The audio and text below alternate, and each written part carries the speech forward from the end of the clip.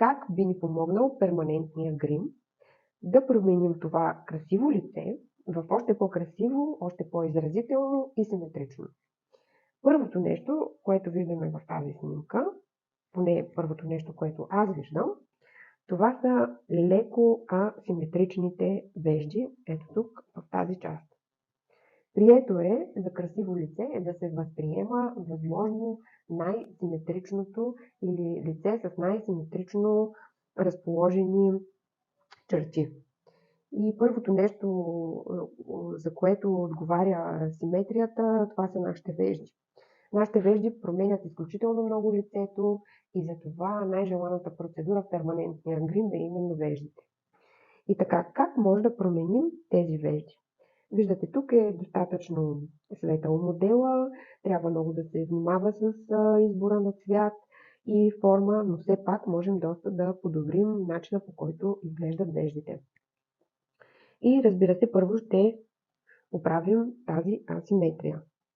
Ето тук може да добавим малко косъмчета в горната част на тази вежда, за да направим по-симетрична с другата.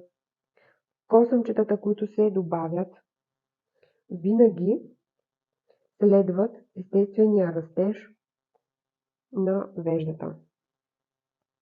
Тоест, косъмчетата, ако растат в тази посока, следваме нея. Ако растат в тази посока, следваме нея. За да имаме максимално естествен резултат. И сега просто ще направя тази вежда малко по-изразителна с помощта на косъмчета. Разбира се, тук може да се избере и сянка, т.е. да сложа сянка между направените косъмчета.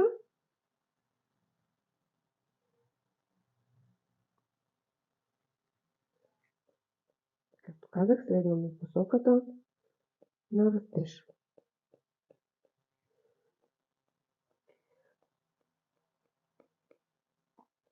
Просто добавям косъмчета. Същото нещо правя по време на работа.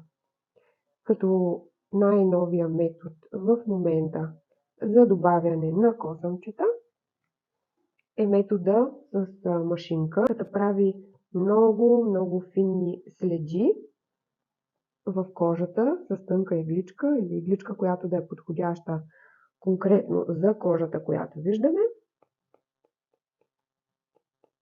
И оставя точно такива финни следи, каквито аз правя в момента на нашия модел. И така, ако искате да видите как точно биха изглеждали вашите вежди след процедура за перманентен грим, просто може да ми изпратите снимка в добро качество, например както тази, и аз ще ви върна начин, по който аз си представям, че биха изглеждали вашите вежди по-добре, по-симетрични, по-красиви и биха променили вашето лице към по-изразително и, разбира се, по-красиво. И сега същото нещо ще направя в тази вежда. Казахме тук, че виждам по-голяма асиметрия в зоната на опашката.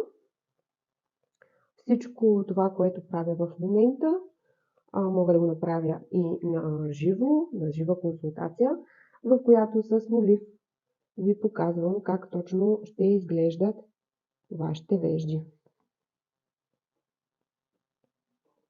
В началото веждата е леко по-прозрачна.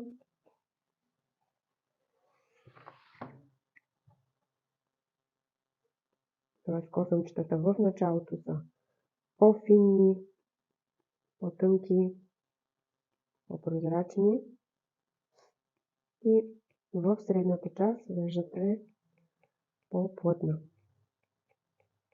Има различни цветове за вежди, разбира се, избира най-подходящия за вас цвят, като цвета се избира в зависимост от това какъв цвят са вашите косъмчета за максимална естественост на резултата.